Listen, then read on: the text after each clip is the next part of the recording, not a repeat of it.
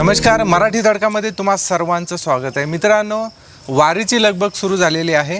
जगात भारी पंढरपूरची वारी. पण वारी म्हणजे नेमकं काय, वारीचा इतिहास काय, या सर्व गोष्टीबद्दल आपण आजच्या पॉडकास्टमध्ये चर्चा करणार आहोत.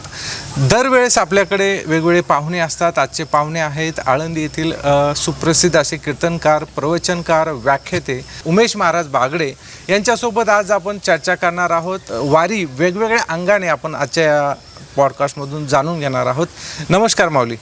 रामकृष्ण हरी. वारीच्या अनुषंगाने काय सांगाल? अगदी काही दिवसामध्येच वारीला सुरुवात होणार आहे आणि अख्खा महाराष्ट्र म्हणजे आतुरतेने वारीची वाट बघत असतो. वर्षभर आपल्या प्रपंचात असतो आणि आता वारीची लगबग सुरू होणार आहे. वारीबद्दल काय सांगाल? मगाशी तुम्ही एक सुरुवात करताना असं वापरलं होतं वाक्य की जगात भारी पंढरपूरची वारी. हल्ली ह्या टेलिव्हिजन्समुळे आणि प्रसारमाध्यमांच्यामुळे जगातल्या अनेक अभ्यासक लोकांना वारीचं कुतूहल निर्माण झालं आहे. पण वारीची ही जी कन्सेप्ट आहे ही मुळातच वैश्विक आहे. आपण ज्या पवित्र स्थळी बसलेलो आहोत तर ते श्री संत ज्ञानेश्वर महाराजांच्या समाधीचं वास्तव्याचं ठिकाण आहे. पलीकडे इंद्रायणी आहे. ज्ञानेश्वर महाराजांनी ज्या सिद्धबेटामध्ये आपल्या आयुष्याचे काही क्षण व्यथित केले असा हा सिद्धबेटाचा परिसर आहे. ज्ञानेश्वर महाराजांनी ह्या एकूणच वारकरी परंपरेला एक विशिष्ट संहितेमध्ये बांधलं. 12व्या शतकात ज्ञानेश्वर महाराजांनी केलेलं हे मोठं काम आहे. सबंध समाजाला एकत्रित घेऊन ज्ञानाची दारं उघडण्याचं काम ज्ञानेश्वर महाराजांनी नेवासा क्षत्री पहिल्यांदा केलं. ही इंद्रायणी आणि ती गोदावरी. बरोबर. गोदावरीच्या पवित्र शीतल प्रवाहातून समाजाला उन्नत करणारे शब्द ज्ञानेश्वर महाराजांच्या मुखातून बाहेर पडले. म्हणजे आपण संबंध ज्ञानेश्वरी जर का बघितली तर ज्ञानेश्वरीच्या शेवटी ज्ञानेश्वर महाराजांनी पसायदान लिहिलं आहे आणि त्यात म्हटलंय भूता परस्पडे जडो मैत्र जीवांचे. मित्रत्वाच्या भावनेनी एकमेकांशी लोकांनी संबंधित व्हावं आणि आपला व्यवहार तितकाच सुखकर करावा यासाठी ज्ञानेश्वर महाराजांनी 12व्या शतकात अपरिमित प्रयत्न केले. आता वारी हा जो म्हणून आपण शब्द उच्चारला तर वारी आणि महाराष्ट्र यांचं समीकरण हे महाराष्ट्राचं जे उपास्य दैवत आहे श्री विठ्ठल. श्री विठ्ठल जेव्हा पुंडलिकाच्या भक्तीला भाळून इथे आला, जेव्हा विठ्ठल पंढरपूर क्षेत्री येतात त्यांच्यासोबतच वारी आलेली आहे. म्हणजे की विठ्ठलाचं आणि वारीचं हे अभिन्न नातं आहे. कारण आपण वारीच्या इतिहासात जर का गेलो तर अनेक अभ्यासकांनी त्याचा धांदोळा घेण्याचा प्रयत्न केला की वारी कधीपासून सुरू झाली. म्हणजे सिन्स बाय कुठलं शतक होतं, काय होतं. तर जितके आपण पाठीमागे जातो तर तितके पुरावे आपल्याला सापडत जातात. पंढरपूरला मला असं वाटतं की इसवी सन 1236चा जो होयसाळांचा शिलालेख आहे आपण जर तो बघितला 1236 इसवी सन 1236 म्हणजे एकूणच शिलालेखांच्या अभ्यासकांमध्ये सगळ्यात जुना शिलालेख तो मानला जातो. म्हणजे माझ्या तुटपुंच्या माहितीनुसार अगदीच ते खरं असं मला म्हणायचं नाही, पण माझ्या वाचनात जे म्हणून काही गेलं तर त्यात होयसाळ कारकिर्दीतला जो शिलालेख आहे पंढरपूर क्षेत्री असणारा तो संस्कृत आणि कानडीमध्ये. तर त्याच्यात वारी हा शब्द आलेला आहे. हा झाला डॉक्युमेंटल पुरावा, लिखित.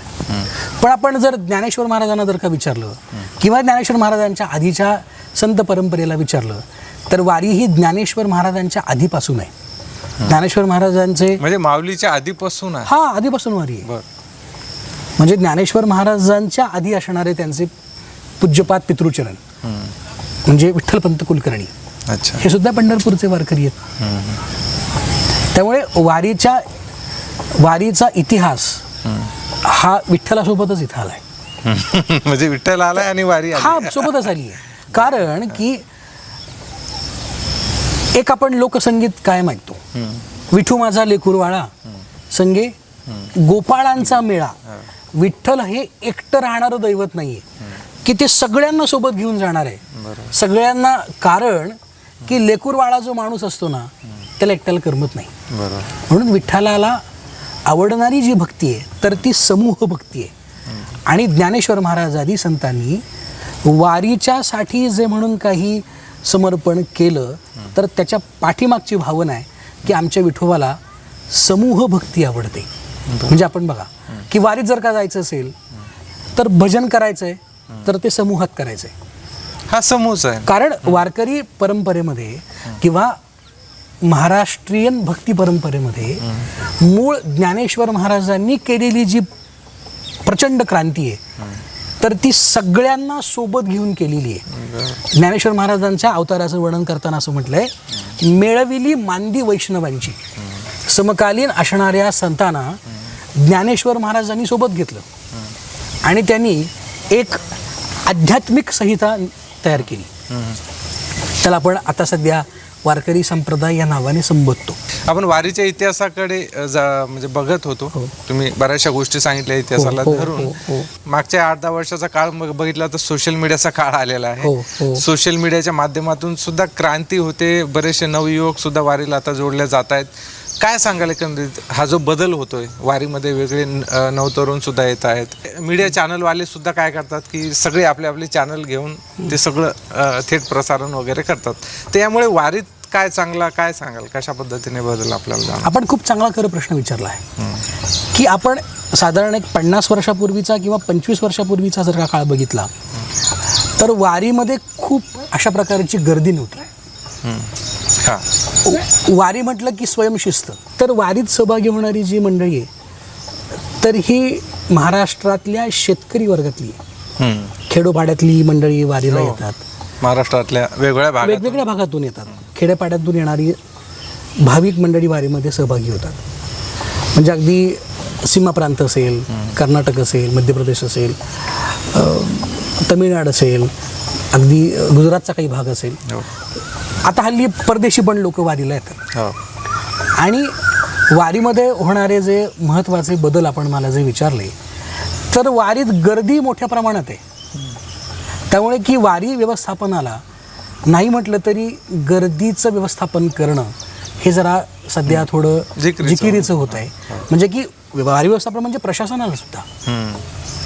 पण त्यातली एक दुसरी बाजू की जे वारीमध्ये चालतात, म्हणजे आपण याच्यात 2 प्रकार करूया की वारीला जाणारे वारकरी, वारीमध्ये चालणारे की जो वारकरी म्हणून सहभागी होतोय आणि त्याला आळंदीपासून, देहूपासून किंवा जिथून संतांच्या पालख्या निघतात तिथपासून जायचं असेल तर. पण हा महत्त्वाचा जो प्रश्न निर्माण होतो वारी व्यवस्थापनाचा किंवा अडचणांचा किंवा सुखसुविधांचा, तर तुकाराम महाराज आणि ज्ञानेश्वर महाराजांच्या ह्या दोन पालख्यात तर इथं बऱ्यापैकी प्रचंड गर्दी असते. त्यामुळे की दिवसेंदिवस ती वाढत चाललेली आहे. मगाशी म्हटल्याप्रमाणे की वारीचे 2 भाग करायला लागतील आपल्याला. की वारीत नियमितपणे चालणारा जो वारकरी, पायी चालणारा जो वारकरी, तर आळंदीपासून तर पंढरपूरपर्यंत पायी चालत जाणं याला वारी असं म्हणतात. त्याला वारकरी असं म्हणतात. वारकरी या शब्दाचा आपण अर्थ बघणं गरजेचं आहे. वारकरी म्हणजे येणं आणि जाणं. आता आपण वारकरी शब्दाच्या अर्थात खूप गुंतायला नको. की एका विशिष्ट स्थानापासून आपल्या आवडत्या देवाला भेटायला जाणं आणि त्याच्या भक्तीमध्ये तल्लीन राहणं आणि तो सगळा प्रवास पायी करणं आणि पुन्हा तिथून आपल्या घरी परत येणं.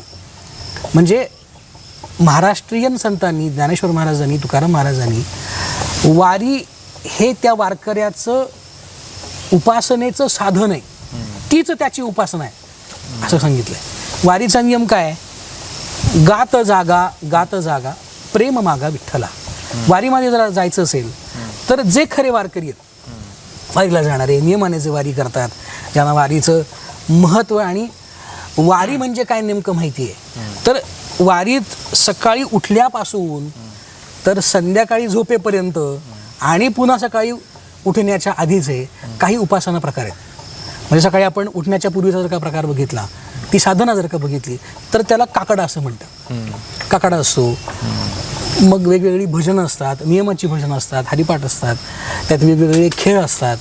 संध्याकाळी कीर्तन होतात, जागर होतो, अखंड दिवसभर त्या वाटचालीमध्ये भगवंताचं नामस्मरण होतं. बरोबर.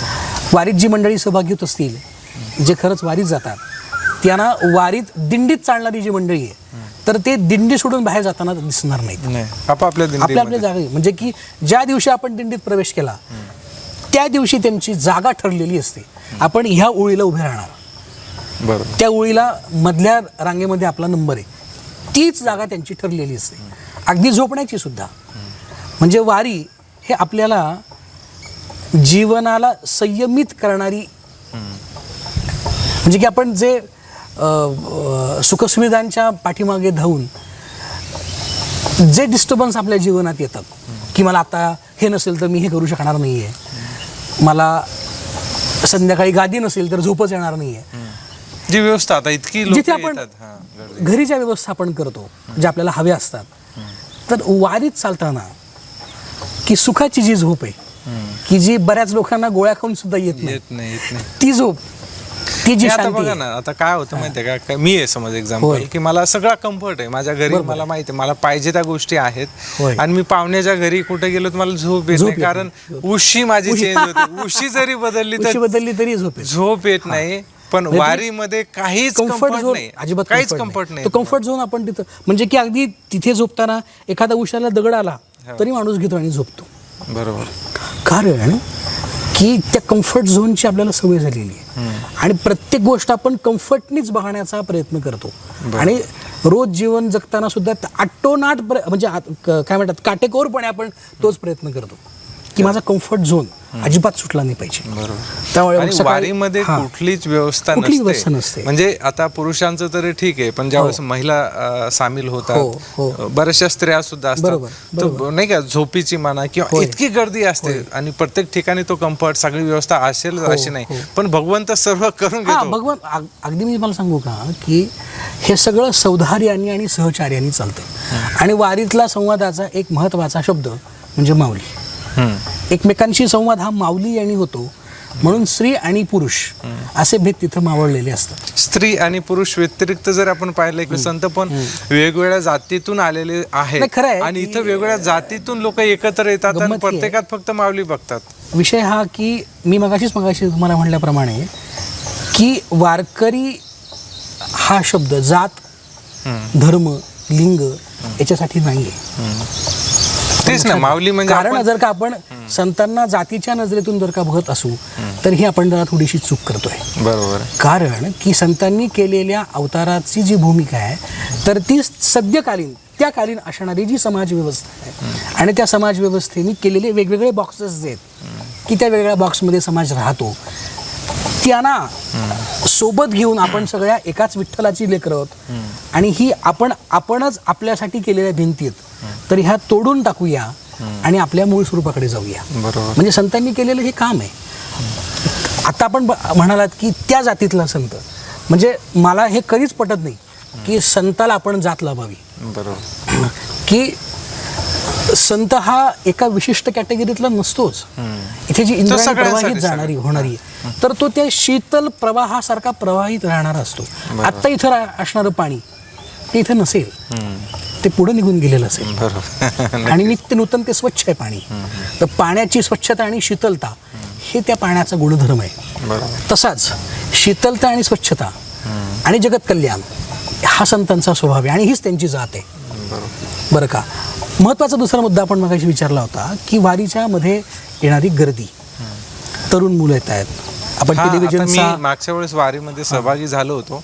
मी असे पण काही पाहिले की प्री वेडिंग, जे लग्न जुळलेलं आहे आणि प्री वेडिंग साठी त्यांनी वारीमध्ये येऊन त्यांनी ते शूट केले. हो, म्हणजे त्यांना वारी तितक्या पुरतीच पाहिजे होती, तर अशा पद्धतीने सुद्धा वारीचा नाही, त्या निमित्ताने आपण सकारात्मक ते सगळं घेऊया की प्री वेडिंगच्या साठी जर ती मंडळी तिथे आली असतील तर भगवंतानी किंवा त्यांच्यातल्या असणाऱ्या शक्तीने त्यांना बुद्धी द्यावी की पुढच्या वर्षी येताना त्यांनी जोडीनं वारीने वारीने म्हणजे की पंढरपूरच्या वारीसाठी आणि एकूणच भक्तीसाठी जे सगळं पोषक आहे किंवा संसार समृद्ध करण्यासाठी जे लागतं, तर ते सगळं वारीमध्ये संतांनी सांगितलंय. बरोबर.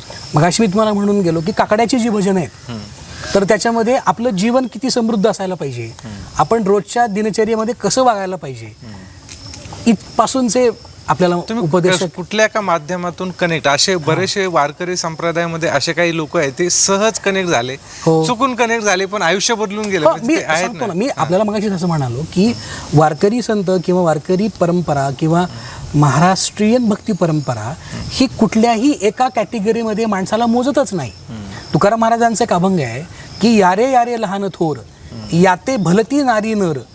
आपण शब्द जर का आपण नीट बघितले तर यारे यारे लहान थोर, लहान आणि थोर इथे वयाचा विचार केलेला आहे. जे लहान आहेत त्यांनी पण या, जे थोर आहेत त्यांनी पण या. त्यांनी सगळ्यांनी, हा, बरोबर. याते भलती म्हणजे बघा आपण जात शब्द की यातीचा शब्द केला.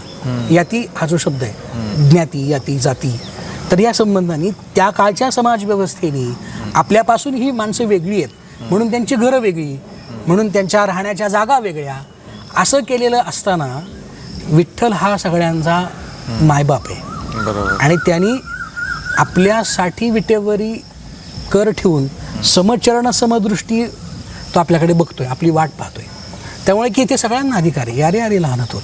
त्यामुळे की कुठल्या का होईना माध्यमातून ती माणसं एकदा वारीत जर का जोडली गेली किंवा संतांशी जोडली गेली तर ते परत आयुष्यात त्यांना सोडू शकणार नाही. बरोबर. कारण की आनंदाची जी खरी व्याख्या आहे, आनंदाचं जे खरं डेफिनेशन आहे, तर त्याचं स्पेसिफिकेशन जर का आपल्याला द्यायचं झालं तर त्याचं प्रॅक्टिकल वे हा पंढरपूरची वारी आहे. की इथे माणसं गर्दी करतात, लोक येत आहेत. मगाशी आपण बोलून गेलात की तरुणाई इथे येते, फोटोच्या निमित्ताने येते, वेगवेगळ्या कारणांच्या निमित्ताने, व्यवस्थापनाच्या निमित्ताने येते.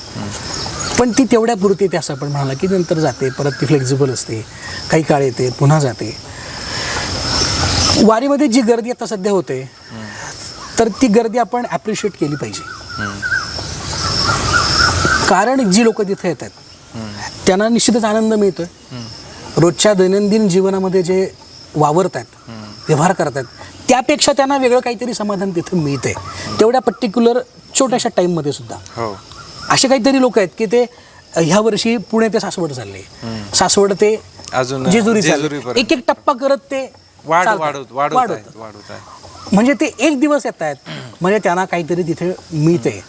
त्यांना ज्या वर्षी एका टप्प्यात सहभागी झालेले मंडळी आहेत तर त्यांना दुसऱ्या वर्षी पुन्हा यावंसं वाटतं. पाठीमागच्या येणाऱ्या लोकांना ते प्रवृत्त करतात. बरोबर. की तुम्ही खरंच या, तिथे आल्याने तुम्हाला हे सगळं मिळेल. आता सगळं मिळेल म्हणजे काय मिळेल तर हे शब्दात वर्णन करता येण्यासारखं नाही आहे. म्हणजे हे आपण एकमेकांशी शब्दांचं आदान प्रदान करतो असंच होईल. आपल्या माध्यमाद्वारे जे सगळे प्रेक्षक हे बघतात तर शब्दांच्या द्वारे ते सगळं न ऐकता जर ह्या माध्यमातून पुढच्या वर्षी जर आपल्या माध्यमातून जर 10 वारकरी जर का वारीला आले आणि ते नुसते व्हिजिटर म्हणून नाही तर डिओटी म्हणून आले तर त्यांना त्यांचा जो एक आनंद आहे असं म्हटलं जातं नाही, वारी हे ऐकण्याचं किंवा बघण्याचं साधन नाही, ते अनुभवण्याचंच आहे ना. ते अनुभव घ्यायचा असेल तर वारीमध्ये आलं पाहिजे. एक गोष्ट आहे ना की मी तुम्हाला असं म्हणालो की माझ्या घरी माझी आई खूप छान गुलाबजामुन बनवते आणि त्यासाठी मी तुम्हाला 1 तास तिची रेसिपी सांगितली आणि काय जामुन वा काय सुंदर आहे, अप्रतिम आहे, असं 1 तास भाषण केलं, नमस्कार भेटूया परत असं जर का म्हणालो तर आमची आई कुठे आणि तो जामुन कुठे, उगाच पोपट पंची केल्यासारखे. त्याच्याऐवजी मी एका प्लेटमध्ये माझ्या आईने दिलेला जामुन तुमच्या हातात दिला, तुम्ही एक चमच्यानी त्याचा एक अनुभव घेतला. की ते जे आहे ना तर तो अनुभव जो आहे तर तो अनुभव वारी केल्यानंतर मिळतो. वारीत येणारे मुद्दा आपला परत सुटतोय की ही जी सगळी मंडळी येतात तर त्यांचं स्वागतच आहे, त्यांनी आलंच पाहिजे, पण की त्यांनी व्हिजिटर म्हणून नको यायला, त्यांनी त्या वारीचा भाग व्हायला पाहिजे. सकाळपासून जर संध्याकाळपर्यंत वारीमध्ये जे सगळे उपक्रम होतात, दिंडीमध्ये जे सगळे भजनं गायली जातात त्यात जर का ते सहभागी झाले तर त्यांना त्याच्यापेक्षा सुद्धा जो वास्तव आनंद आहे तो त्यांना 100% मिळेल. म्हणजे की संख्यात्मक वाढ झाली आहे पण ती जर का अजून गुणात्मक झाली तर त्याचा फायदा त्यांना होईल, वैयक्तिक त्यांना होईल. पण आपण एक बघा की वारीमध्ये मगाशी आपण पटकन स्त्री आणि पुरुष असं म्हणालो किंवा वेगवेगळ्या प्रकाराची लोक वारीमध्ये येतात. आता चोऱ्या बिऱ्या करणारी लोक जी आहेत तर तो त्यांचा प्रकारच आहे, तो भाग आपण सोडूया. पण की वारीमध्ये असे खूप मेजर प्रॉब्लेम्स झाले असं कधी आपल्या ऐकण्यात नाही आहे, किंवा कुठे काही छेडाछाडी झाली असं आपल्याला कधी ऐकायला मिळत नाही. बरोबर. म्हणजे की मग अशी आपण टेलिव्हिजनचा मुद्दा हातामध्ये घेतला की काहीतरी स्क्रिप्टेड लिहून बऱ्याच चांगल्या चांगल्या पटकथाकारांनी वारीच्या बद्दलची पॉझिटिव्हिटी किंवा विठ्ठलाच्या भक्तीच्या बद्दलची पॉझिटिव्हिटी क्रिएट केली आहे. बरोबर. म्हणजे मध्यंतरी रितेश देशमुखांचा जो एक चित्रपट आला होता की त्यात त्यांची असणारी भूमिका आणि त्यातून एकूण असणाऱ्या ज्या सगळ्या प्रकारे आपण जर का बघितलं तर तो कुठेतरी विठ्ठल भक्तीकडे प्रवृत्त करणार आहे. हो. आहे. म्हणजे टेलिव्हिजन माध्यमांचे अभिनंदन करावं तेवढं थोडंच आहे की अशा माध्यमातून ते लोकांना इकडे वळवतात. आत्ता महत्त्वाची गोष्ट ही आहे की वारीमध्ये जे लोक सहभागी होतात म्हणजे की शूटिंग्स करण्यासाठी फोटो काढण्यासाठी लोक येतात, मोठ्या प्रमाणात फोटोग्राफरची किंवा व्हिडिओग्राफर्स जे आहेत टेलिकास्टिंग्सवाले जी लोक आहेत तर त्यांची खूप गर्दी तिथे होते. बरोबर. पण त्यांच्याकडे वेळ नसेल, त्यांना काही बरेच उद्योग असतील, पण जेवढ्या क्षणापर्यंत जे तिथे येतात आणि जी काही चित्र त्यात त्यांनी कॅमेऱ्यात केलेली असतात तर एखाद्या फोटोग्राफरशी जेव्हा आपण बोलतो तेव्हा तुला इथे काय मिळालं, तू इथे काय अनुभवतोस हे जर का त्याला विचारलं तर तो क्षणिक शांत बसतो, त्याच्याकडे शब्द नसतात. असा मी बऱ्याचदा प्रयोग केला आहे की तू इथे काय येतोस, तुला इथे आल्याने काय म्हणजे की एक तर फोटोग्राफीच्या हिशोबाने आलेले बरेच जण की आत्ता आपण ह्या वर्षी फोटोग्राफीसाठी आलो पण पुढच्या वर्षी आपण हे सगळं अनुभवण्यासाठी येऊ. म्हणजे की सकारात्मक जो बदल आहे तो हळूहळू होतो पण त्यात सातत्य असायला पाहिजे. बरोबर. बरं, आता पहिले कसं होतं वारीकडे फक्त नाही का की अडाणी अज्ञानी लोक जास्त यायचे किंवा धोत्रावाले लोक यायचे. तर आता म्हणजे तरुणाला कशी गरज आहे किंवा तरुणांनी का वारीमध्ये सहभागी व्हायला पाहिजे? की एक गोष्ट हे की माझ्या अंगावरती पण सफेद कपडे, मी पण एक सांप्रदायिक पोशाख धारण करून इथे बसलो. म्हणजे माझ्या नखशिकांत डोक्यापर्यंत मी सगळा श्वेत आहे, पांढरा आहे. ह्या पांढरा कलर निवडण्याच्या पाठीमागचं कारण एक, मला सांगा की जर आत्ता आपण काही खाल्लं किंवा कॉफी पिलो याचा डाग जर इथं पडला तर तो तुम्हाला किती वेळ टोचतो? तो दिसतो इथे, अरे कॉफी इथं पडली, शाई पण जर इथे जरी लागली अरे ती शाई झाला पाहिजे. लक्षात घ्या की श्वेत कलर आहे, पांढरा कलर आहे, हा शुद्धतेचा कलर आहे. बरोबर. उपासना करायची म्हटले की त्याचं बाह्य लक्षण बरोबर लक्षात घ्या. ॲटलिस्ट सुरुवात अशी झाली पाहिजे. कारण की वारीत जाणारा किंवा ज्ञानेश्वर महाराजांचं, तुकाराम महाराजांचं भजन करणारा हा जो व्यक्ती आहे त्याला आपण वारकरी असं म्हणतो, त्याला माळकरी असं म्हणतो नाही का.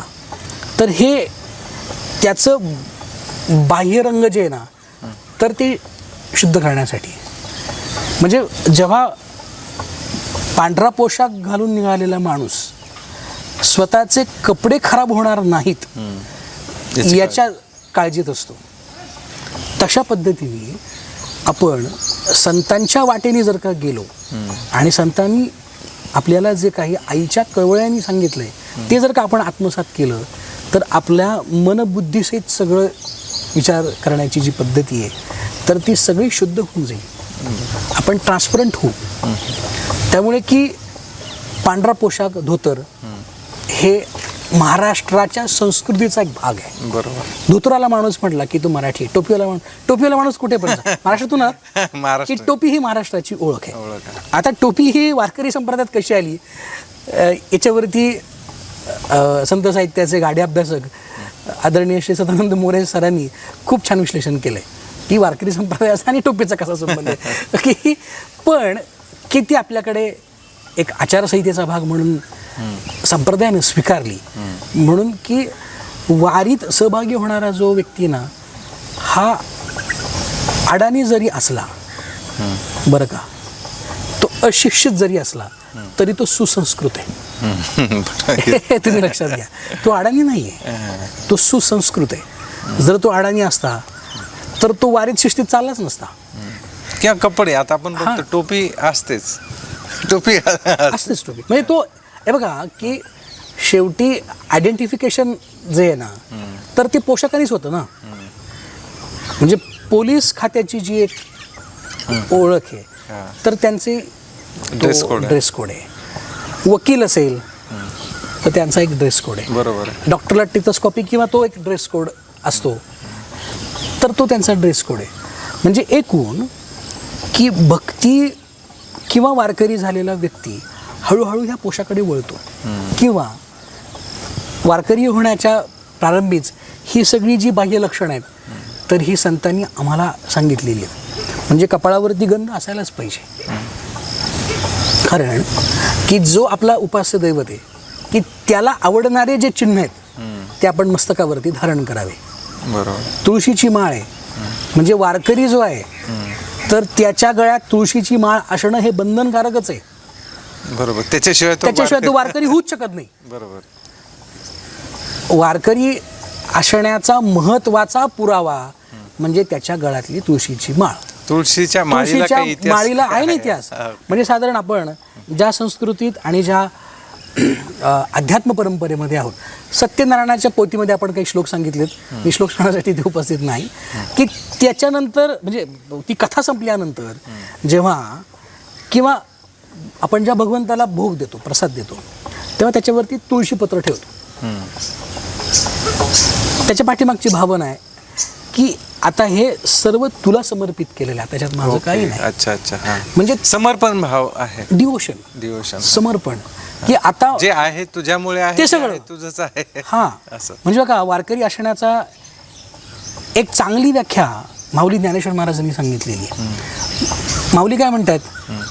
काया वाचा मने जीवे सर्वस्वी उदार, बाप रखुमा देवीवर पंढरीचा वारी कर. ऐका, काया वाचा मने जीवे सर्वस्वी उदार.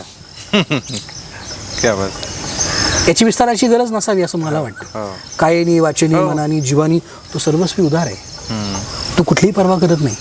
म्हणजे साधारण एक गोष्ट आहे, माझ्या काही मित्रांनी माळ घातली, तो इथेच आमच्या चाकणला एक मोठा उद्योजक आहे, तर त्याला मी विचारलं 6 महिन्यांनी की माळ घातल्यानंतर तुझ्यात काही बदल? माझ्यात तर खूप बदल झाला आहे, पण माझ्याकडे बघण्याचा दृष्टिकोन लोकांचा बदलला आहे. बरोबर. म्हणजे लक्षात घ्या की आता त्याची चिकित्सा आपण करायला बिलकुलच नको. म्हणजे व्यापारात राहणारा एक नवयुवक जेव्हा ज्ञानेश्वर महाराजांच्या चरणी समर्पित होतो, त्यांना आवडणारी, विठ्ठलाला आवडणारी तुळशीची माळ जेव्हा गळ्यात घालतो, तेव्हा त्याच्याकडे येणाऱ्या ग्राहकांची त्याच्याबद्दलची असणारी विश्वासार्हता वाढलेली आहे. म्हणजे वारकरी हा अप्रमाणिक असूच शकत नाही, इतके उपकार ह्या संत परंपरेने आपल्यावरती केलेले आहे. आणि हा जर का असा दिसत नसेल, काया वाचा मने जीवे सर्वस्वी उदार, अशी चिन्ह जर त्याकडे दिसत नसेल वागण्यात, तर त्याला वारकरी म्हणण्याची हिंमत करू नये, असाच त्याचा अर्थ आहे ना. त्यामुळे वारकरी हा निडर असतो, वारकरी हा निस्वार्थी असतो, वारकरी हा प्रेमळ असतो. ज्ञानेश्वर महाराजांनी ज्ञानेश्वरीमध्ये, म्हणजे वारकरी झाल्यानंतर काय करावं, तर ज्ञानेश्वरी वाचावी. काय करावं, एकनाथ महाराजांचं भागवत वाचावं. काय करावं, तुकाराम महाराजांची गाथा वाचावी, की जेणेकरून वारकरी झाल्यानंतर आमचं जीवन हे सुरळीत होण्यासाठी जी संहिता, जे गाईडलाईन्स जे आहेत ते ह्या संतांच्या साहित्यातून आपल्याला मिळतात. म्हणजे मग अशी मी आता पटकन असं म्हणालो की काया वाचा मने जीवे सर्वस्वी उदार, की ज्याचं मन पवित्र असतं ना, तर त्याची वाणी शुद्ध असते. बरोबर. ज्ञानेश्वर महाराज असं म्हणतात, त्याचा कॉन्फिडन्स, तो खोटं बोलू शकत नाही, आणि जो बोलेल तो स्पष्टपणे बोलेल, आणि त्या बोलण्यात सुद्धा एक मधुरता असते, एक काय म्हणतात त्याला, अगदीच आपण त्याला म्हणून मेलडी असते, एक मिठास असते त्याच्यामध्ये, गोड वाटतं त्याचं ऐकायला. प्रपंच आणि अध्यात्म, म्हणजे प्रपंचात राहून अध्यात्म करणं. आता वारीमध्ये पण येणारे, म्हणजे शेती आहे, पाऊस पडेल की नाही, यंदा पाऊस चांगला आहे, दरवर्षीची जर गोष्ट केली तर पाऊस पडेल की नाही, पीक कसं असेल, पण हे सगळं म्हणजे ते सगळं सोडून वारीमध्ये सामील व्हायचंय, आणि पूर्ण विसरायला लावणारी ही वारी आहे. इथं आल्याच्या नंतर ते सर्व विसरतो. तर कसं सांगाल प्रपंच आणि अध्यात्म, जसं तुकाराम महाराजांनी पण ते साध्य केले नाही, हे वारीत येणारे लोक पण साध्य करतायत. हो, हे बघा की महाराष्ट्राच्या भक्ती परंपरेचं हे विशेष वेगळेपण आहे. हरिपाठ म्हणणारी आपल्या महाराष्ट्रातली खूप भाविक मंडळी आहे, ऐकणारी आहेत. ज्ञानेश्वर महाराजांनी आपल्या भक्तीचं सूत्र सांगतानाच त्यांनी असं म्हटलंय, नलगती सायास जावे वनांतरा, सुखे येतो घरा नारायण. म्हणजे आपण सगळी संत परंपरा बघा की त्याच्यात कुटुंब व्यवस्थेमध्ये कायम असणारी संत मंडळी आहेत. म्हणजे की सृष्टी संचलन करायचं असेल, त्याला आपण जगाचा रहाट गाडगड चालवायचं असेल तर संसार हा महत्वाचाच आहे, तो त्याला करावाच लागणार आहे की नाही. संसार केला म्हणजे त्याला अडचणींना तोंड द्यावं लागणारच आहे. त्यामुळे संसाराकडे अत्यंत पॉझिटिव्ह पद्धतीने पाहणारी आपली महाराष्ट्रीयन भक्ती परंपरा आहे. म्हणजे की खूप छान प्रश्न आहे हा. संसार सोडून करायचं काही नाही. म्हणजे की ज्ञानेश्वर महाराजांच्या आधी म्हणा किंवा त्याच्या आधीचा जर आपण जर काळ बघितला तर अध्यात्म करायचं, देवाच्या बद्दल काही बोलायचं, म्हणजे घराचा त्याग करायचा, बायकांना सोडून जायचं, मुलांना सोडून जायचं आणि कुठेतरी वनात जाऊन बसायचं, अशी जी पद्धत आहे तर ती चुकीची आहे. कारण की आपण ज्या घराचे, ज्या समाजाचे घटक आहोत तर त्या समाजाचं पण आपल्यावरती काहीतरी उत्तरदायित्व आहे आणि ते निभावणं हे आपलं काम आहे. आणि ते सगळं करून आपण परमार्थ साधू शकतो. याच्यासाठीच तर संतांनी आपल्याला अप्रतिम अशा प्रकारचं प्रबोधन केलेलं आहे आणि ते लोकांना पटलं आहे. म्हणजे आपण बघा की ज्ञानेश्वर महाराजांना 12व्या शतकात एका विशिष्ट वर्गाने बाजूला ठेवलं. म्हणजे इथेच त्यांना राहावं लागलं, ह्या सिद्धी बेटातच. त्यांना इथे पोटभर अन्न मिळालं नाही. पण त्याच ज्ञानेश्वर महाराजांनी या भक्तीचं जेव्हा दातृत्व खुल्या हाताने जेव्हा समाजाला दिलं तेव्हा 12व्या शतकापासून तर 16व्या शतकापर्यंतचा आपण काल बघा की महाराष्ट्रातला हा अत्यंत समृद्धतेचा काल आहे सामाजिक क्रांतीच्या दृष्टीने. बरोबर. त्यामुळे की भक्ती किंवा परमार्थ किंवा अध्यात्म हा समाजाला सोडून नाहीच आहे, कुटुंबाला सोडून नाहीच आहे. म्हणजे आपण लक्षात घ्या की 12व्या शतकात ज्ञानेश्वर महाराजांचे जे समकालीन संत आहेत नामदेव महाराज, नामदेव महाराजांच्या संगतीत त्यांचं सगळं कुटुंब संत झालं. बरं, नुसतं संत झालं नाही तर त्या प्रत्येक कुटुंबातल्या व्यक्तींनी कविता केली, अभंग रचले. आणि श्री संत जनाबाई महाराज जे त्यांच्या इथं दास्यत्व करणारे आहेत तर त्या सगळ्या जगाला माहिती आहेत की त्यांनी अगदी विठ्ठलाशी भांडण केलंय. जग कितीही जरी बदललं, किती जरी फास्ट झालं तरी सुद्धा वारी हा महाराष्ट्राचा लोकधर्म आहे. कसा की अनेक कुटुंबाशी आहेत, त्यांची संख्या प्रचंड आहे की त्या वारीची परंपरा त्यांच्या पुढच्या पिढ्या चालवतात, अजूनही पुढे चालवतात. आपली जबाबदारी कुटुंबाची घेऊन. आता आमच्या घरी पण आजोबा तर वडील आम्ही वारी करतो, असं आपण वारीला जातोच ना.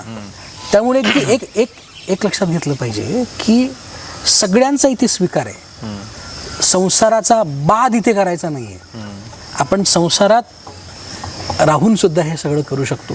आनंदे करोनी संसारी असावे, नाम आठवावे श्रीरामाचे. हा जो अभंग आहे हा पण जर का संबंध बघितला, जगद्गुरु तुकाराम महाराजांचे तर कितीतरी असे अभंग आहेत की जे स्वतःची संसारी अवस्था कायम ठेवून ते विठ्ठल भक्तीमध्ये रत झालेले आहेत. एक लक्षात घेतलं पाहिजे की जगद्गुरु तुकाराम महाराजांच्या ज्या धर्मपत्नी आहेत आईसाहेब जिजाऊ, ह्या अत्यंत निष्ठावान आहेत. त्यांचं अप्रतिम प्रेम आहे तुकाराम महाराजांच्या वरती. आपण जर गाथेमधले काही अभंग बघितले, श्रीभाताला संवाद जर का बघितला तर यातून आपल्याला लक्षात येईल.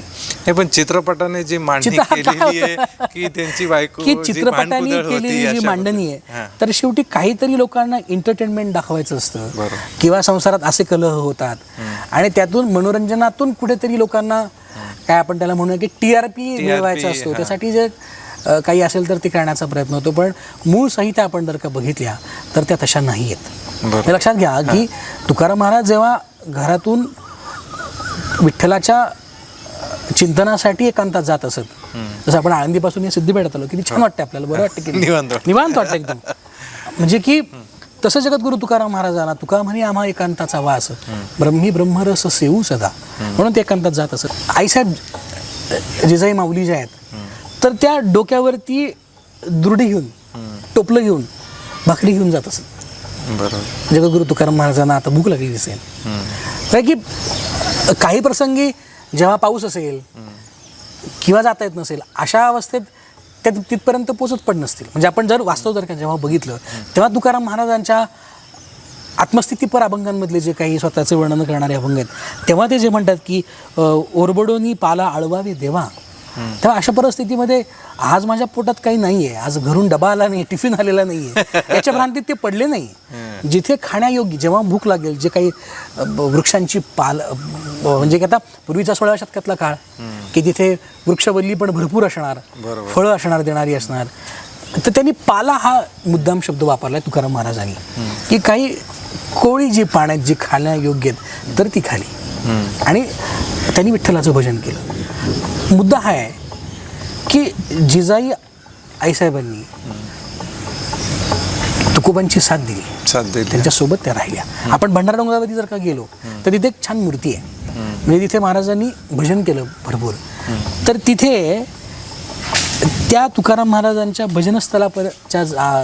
भजनस्थळाच्या पर्यंत जाण्याच्या आधी एक छोटंसं मंदिर आहे की जिथे मूर्ती आहे की पांडुरंगाने आईसाहेबांचा हात हातात धरलाय. म्हणजे लक्षात घ्या की त्या किती तुकाराम महाराजांच्या प्रेम करत असतात. बरोबर. मला एका माणसाने असंच प्रश्न विचारला की तुम्ही सांगताय की तुकाराम महाराजांच्या ज्या धर्मपत्नी होत्या तर त्या तुकाराम महाराजांच्या वरती प्रेम करत होत्या, मान्य आहे. तर एकूणच असंच की ऐकव्यात असं आहे की त्या तर विठ्ठला शिव्या घालत होत्या, मग त्यांना विठ्ठलाचं दर्शन झालं की नाही? तर झालं, मोठा चांगला. बरं का. तर त्या कोणाचं भजन करत होत्या? बघा, लक्षात घ्या की त्या तर विठ्ठलाला शिव्या घालत होत्या. हे आपण व्यवहारात असणाऱ्या कथानकांच्या वरून बघूया. जर त्या विठ्ठलाला शिव्या घालत होत्या तर त्या भजन कोणाच्या करत होत्या? बरं जे तुकाराम महाराज समाजाला बदलवण्याची ताकद ठेवतात ते आणि त्यांची धर्मपत्नी जे तर ती इतकी अव्यवहारू कशी असू शकेल? जेव्हा कुटुंबातल्या ज्या अडचणी येतात, जेव्हा मुलं बाळं अन्न करतात, जेव्हा टाहो फोडतात, तेव्हा कुठल्याही मातेचं अंतःकरण हे द्रवतं ना. जेव्हा कर्ता पुरुष ह्या सगळ्या भक्तीच्या मार्गाला लागतो आणि घरात काही शिल्लक नसतं तेव्हा आपसुकच स्वाभाविकपणे ते शब्द बाहेर निघतात. तर त्या अवस्थेतून निघालेले शब्द जिजाबाईंचे, बरोबर, तो त्यांचा मूळ स्वभाव नाही, हे तुम्ही लक्षात घ्या. आईच्या मुलांच्या प्रती असणारं प्रेम, आणि म्हणून त्यात थेट तुकाराम महाराजांच्याकडे जात नाही, ते विठ्ठलाला देतात, विठ्ठलाची भांडतात. आणि शेवटी प्रेम हे शिवजनाला देण्यापर्यंतच्या अधिकाराला काय म्हणतात तेवढा अधिकार त्याच्याकडे ठेवतं, तेवढा अधिकार पण त्याचा होता. म्हणजे की मग जिजाबाई कोणाचं भजन करत होत्या? अहो, जिजाबाई तुकाराम महाराजांचं भजन करत होते. बरोबर. त्यांच्या हृदयात कायम तुकाराम महाराज होते. म्हणून की जो भक्त संसाराची काया वाचा मने जीवे सर्वस्वी उदार, कुठलीही तमा न बाळगता आता संसाराची इति कर्तव्यता बऱ्यापैकी पूर्ण करून आता राहिलेले काही आयुष्याचे 4-2 क्षण आहेत तर ते एकांतात घालवावे आणि त्या प्रभूचं दर्शन घ्यावं, अशा अवस्थेला प्राप्त झालेला आहे. त्यात ती काळजी वाहू त्यांची पत्नी आहे, आणि त्यात बरं तिच्याकडे 2 भूमिका आहे ना, पतीची आणि आईची. इकडे लेकर आहेत, इकडे पती आहे, त्यांची पूर्ण भूक भागवणं, ह्या दोन्ही अवस्थेत जिजाबाई आहेत. त्यामुळे लक्षात ठेवा की माझ्या भक्तालाही भक्ताचंही ते भरण पोषण करते आणि इकडे संसारही चालवते.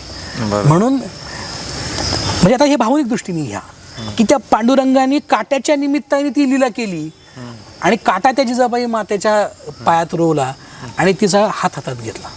ती खरं तुला नमन आहे की तुकाराम महाराजांसारख्या एका महाभक्ताला तू सपोर्ट करते.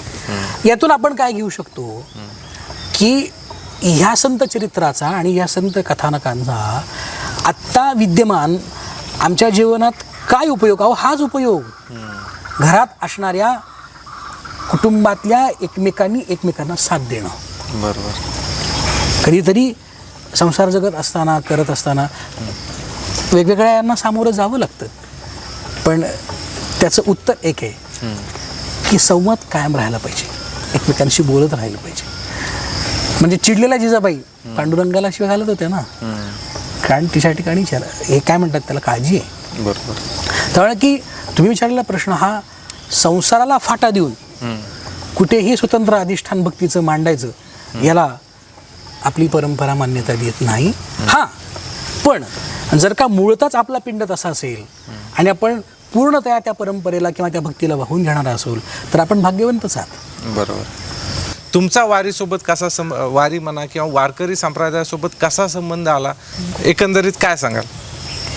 मुळातच मी ज्या घरात जन्माला आलो किंवा ज्या परिसरात जन्माला आलो तर तिथे लहानपणापासूनच वारकरी संप्रदायाचे संस्कार आहेत. घरातही वारकरी संप्रदायाचे संस्कार आहेत. गावी अखंड हरिनाम सप्ताह होत असे आणि त्या सप्ताहामध्ये येणारे जे सगळे कीर्तनकार आहेत तर त्यांची बऱ्यापैकी व्यवस्थाही आमच्या घरी होत. अच्छा. म्हणून सप्त्यात जाणं, कीर्तन ऐकणं, वडिलांचा सहभाग सप्त्यामध्ये असणं, त्यामुळे की संप्रदायाचे आणि वारीचे संस्कार हे लहानपणापासूनच मला मिळालेले आहेत. त्यासाठी वेगळ्यांनी मला काही करावं लागलं नाही. तरी पण हे क्षेत्र निवडावं, मला इथंच जायचं आहे, काहीतरी प्रभाव झाला असेल ना की मला वारकरी संप्रदायाचा एक भाग व्हायचा आहे, तो हा प्रभाव काही झाला असेल? प्रभाव म्हणजे की खरं संस्कार हाच प्रभाव असतो. अच्छा. म्हणजे की प्रभाव जर का आपण माझ्यावरती हा प्रभाव कोणाचा जर विचारणार असाल तर पुण्याला म्हणून मी जेव्हा कॉलेजला आलो फर्ग्युसनमध्ये तेव्हा फर्ग्युसनच्या लायब्ररीमध्ये मी ज्या परंपरेत मी शिकलो त्या परंपरेचे अधर्व्यू असणारे वारकरी संप्रदायातले ज्येष्ठ तत्त्वचिंतक हरिभक्तीपरायण गुरुवर्य प्रोफेसर मामासाहेब दांडेकर यांचं चरित्र वाचलं. आणि मामांच्या चरित्राला इन्स्पायर होऊन खरं म्हणजे आपण मामांच्या वाटेने गेलं पाहिजे असं मनात वाढलं. बरोबर. आणि त्यामुळे मग इकडे येण्याचा जो ओढ आहे त्याचं कारण एक प्रातस्मरणीय मामासाहेब दांडेकर गुरुवर्य हे आहेत. वारीला जाणारे जे लोक आहेत, हो. म्हणजे मी बरेचसे असं ऐकलंय की वारी पूर्ण करतात, पंढरपूरला गेल्याच्या नंतर विठ्ठलाचं बाहेरूनच दर्शन बरेच घेतात, ज्यांना शक्य होईल ते दर्शन पण आता घेतात. ते टेक्निक दृष्ट्या आपण जर लक्षात घेतलं तर आपण एवढे किलोमीटर म्हणजे आळंदीवरून आम्ही जातो पंढरपूरला साधारण 18 दिवस लागतात जायला आणि प्रचंड गर्दी असते आणि मग दर्शन करायचंय, दर्शनाला वेळ लागतो. आणि की बघा की हे सगळं श्रद्धेवरतीच आहे आणि त्या कळसाचं कुठंतरी दर्शन घ्यायचं आणि जातो माघारी पंढरीनाथा असं म्हणायचं आणि परत घराकडे जायचं. लक्षात घ्या की वारी आणि हा भक्तिप्रवाह विठ्ठलाचं दर्शन हा कुठल्या तरी निमित्ताने वारीतच त्याला होतं. त्याला तिथे विठ्ठल भेटलेलाच असतो कुठल्या तरी एका तरी रूपात. त्यामुळे हा प्रत्येक कुठल्या तरी याच्यात त्याला वारकरी भेटलेला आहे त्याला किंवा सहवास लाभलेला आहे त्याच्यामध्येच विठ्ठल बघणं, माऊली बघणं. एक लक्षात घ्या की मध्यंतरी एका म्हणजे आपण मागच्या वर्षी बघितलं की एका बसवर एक विठ्ठलाचं फोटो आहे. हो हो. आणि एक आजीबाई त्याच्या पाय पडतात, आपण बघितलं. हो, पाहिलं. लक्षात ठेवा की एवढी जर का श्रद्धा असेल तर विठ्ठल तिला दर्शन देणार नाही का? त्यामुळे शेवटी काय आहे की विठ्ठल ह्या चराचरात भरलेला आहे पण त्याचा मेन सोर्स आहे काय? पांडुरंग. त्यामुळे की आम्ही पंढरीत दाखल झालो म्हणजे आम्हाला विठ्ठल भेटला. हे 18 दिवस पायी चालणाऱ्या वारकऱ्यामध्ये आलेलं व्यापकत्व आहे. कारण हरी हा एका विशिष्ट पर्टिक्युलर डिटीमध्ये नाही आहे तर तो सर्वत्र भरलेला आहे. पाऊस येतोय. वारी म्हणजे काय आणि काय सांगाल शेवट प्रेक्षकांना? वारी म्हणजे की दुःखात आलेल्या म्हणजे संसारात आलेल्या दुःखांना आनंदाच्या सरीत अगदी वाहून टाकणारी आणि वारीमध्ये सहभागी होऊन आनंदाची पूर्ण अवस्था जी काही असते तर तो आपला विठ्ठल आहे. म्हणजे केवळ जीवनामध्ये आनंद जर उपभोगायचा असेल तर तो लाईव्ह स्वरूपात उपभोगायचं असेल तर वारीमध्ये आपण सहभागी झालं पाहिजे. यज्ञात भवती पर्जन्य असं संस्कृतमधलं एक वाक्य आहे. तर वारीच्या सुरुवातीला आपण हे प्रेक्षकांपर्यंत पोहोचवत आहे, त्यामुळे की वारीवरचं आपलं हे पहिलं टेलिकास्टिंग आहे. बरोबर. त्यामुळे की तुमचं वारीचं टेलिकास्टिंग हे विठ्ठलाने मित्रांनो, खूप छान केलेलं आहे. गप्पा आहेत. आपण परत एकदा भेटूया. पाऊस प्रचंड येतोय, पावसात आम्ही भिजतोय आणि नक्की वारीमध्ये सामील व्हा. वारीबद्दल आपण आज चांगल्या पद्धतीने चर्चा केली आणि अशी चर्चा परत सुद्धा करूया. तुमच्या ज्या काही भावना असतील त्या आम्हाला व्हिडिओ खाली कमेंट बॉक्समध्ये कमेंट करून नक्की कळवा. रामकृष्ण हरी. धन्यवाद.